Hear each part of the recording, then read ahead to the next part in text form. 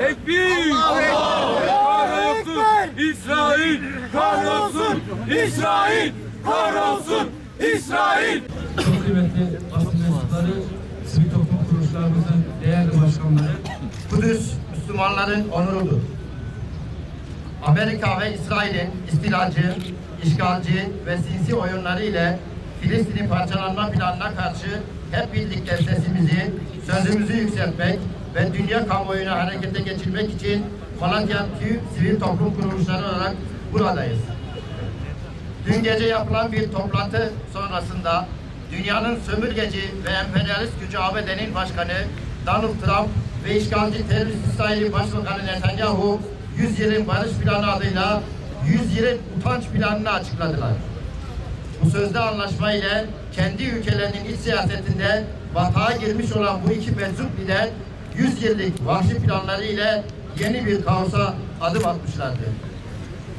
Sözde anlaşmanın tanıtıldığı toplantıda yer alan Umman, Bahreyn, Birleşik Arap Emirlikleri ve bu tarihi ihaneti bir ömür sırtlarında taşıyacaklardı. Bu sözde plan 100 yılın anlaşması değil, 100 yılın dayatmasıdır. Filistin'i Siyonizme peşkeş çekme planıdır. İşgali meşrulaştırma ve Filistin halkının iradesini yok sayma planıdır. Melun Siyonizmin Kudüs'ü Selahattin'in torunlarından geri alma planıdır. Hem terör devleti İsrail ve kuklası ABD'nin hem katil Netanyahu ve erketesi Trump'ın Filistin'e işgal planı diplomatik açıdan palavra, bizim açımızdan sadece bir paçavradan ibarettir. Filistin'in bağımsızlığı ve özgürlüğü hem insanlık hem de ortak faydası Müslümanlık olanlar açısından insanlık onuru sınavıdır. Bu planı asla tanımayacak, Filistin, Kudüs özgür olana dek hep birlikte haykırmaya devam edeceğiz. İnanç ve umudumuzla Filistin ve Kudüs özgür olana dek haykırmak, ister manevi, ister maddi her türlü baskıya, dayatmaya karşı en güçlü direnişi göstermek boynumuzun borcudur. Elbette Kudüs'ün sahibi de, varisi de belli olduğu gibi işgalcisi de bellidir.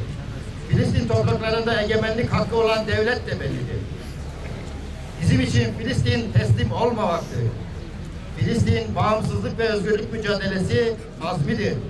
Filistin emperyalist kurumlara direnme iradesidir. Filistin Kudüs'tür. Filistin topraklarında egemenlik hakkı olan devlet de bellidir. Kudüs Siyonist İsrail değil, Filistin'in başkentidir. Ne ABD'nin Filistin konusunda ses çıkarma hakkı ne de Trump'ın Kudüs'e dair söz söyleyecek aklı vardır. 100 yılın anlaşması kumpası umarız Filistin'den İsrail'i, İslam coğrafyasından ABD'yi def edecek bir başlangıç olur. Yapması tam bir Siyonist işgal kalkışmasıdır.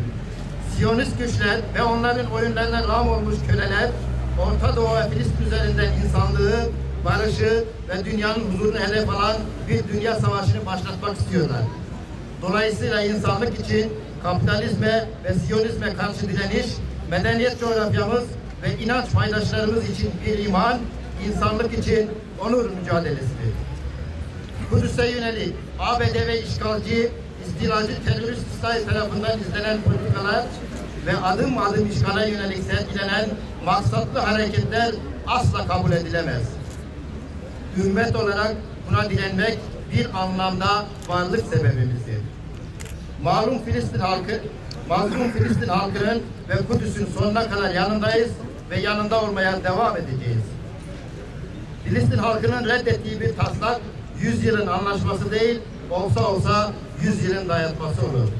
Bütün dünyayı bu sözde anlaşmayı reddetmeye çağırıyoruz.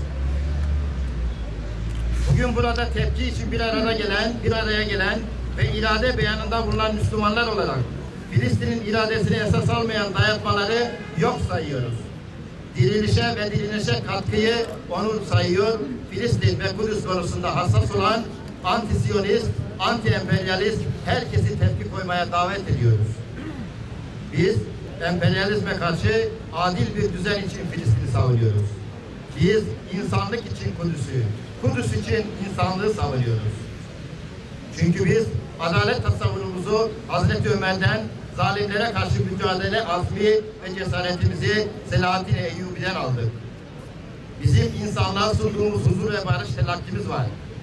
Onun için diyoruz ki, selam olsun özgür Kudüs'e, selam olsun Filistin'e, selam olsun Filistin devletine, selam olsun Filistin davasına omuz verenlere, selam olsun intifadanın yiğit çocuklarına, selam olsun Kudüs'ün yılmaz dava erlerine, selam olsun Şeyh Ahmet Yasin'e. Kudüs'e selam, direnişe devam. Kudüs'e selam, direnişe devam. Ey İsrail ve ABD emperyalist uşaklar, Siyonizmin kölesi işbirlikçi krallar, şunu iyi bilin ve belleyin ki komutanı Hazreti Muhammed olan bir ümmet asla boyun eğmeyecektir. Direniş ve haykırışımız İsrail ve emperyalizm yok olana da sürecektir. İlahi ya Rabbi, ya Rabbel Alemin, ya Erhamer Rahimin, İslam'a ve Müslümanlara yardım eyle. Amin. İslam'ı ve Müslümanları aziz eyle. Amin. İslam'ı ve Müslümanları hakim eyle. Amin. Biz buradan ayrılmadan affetmeyeceğin tek bir günahımızı, kabul etmeyeceğin tek bir duamızı, şifa vermeyeceğin tek bir hastalığımızı, ödenmedik tek borcumuzu, İlahi ya Rabbi, Filistin'de, Irak'ta, Myanmar'da, Doğu Türkistan'da ve dünyanın diğer yerlerinde zulme maruz kalan tüm dünya Müslümanlarına yardım eyle. Olan Kudüs'ü işgale yeltenen, orayı başşehir olarak ilan etmeye çalışan Trump'ı, İsrail'i ve ona destek veren bütün şer güçleri sana havale ediyoruz ya Rabbi. Sen bize acı, sen bize merhamet eyle. Muntakim ismini yerden devreye koy. Onları Muntakim isminle yeriyle yeksan eyle ya Rabbi. Kahhar isminle kahru perişan eyle ya Rabbi.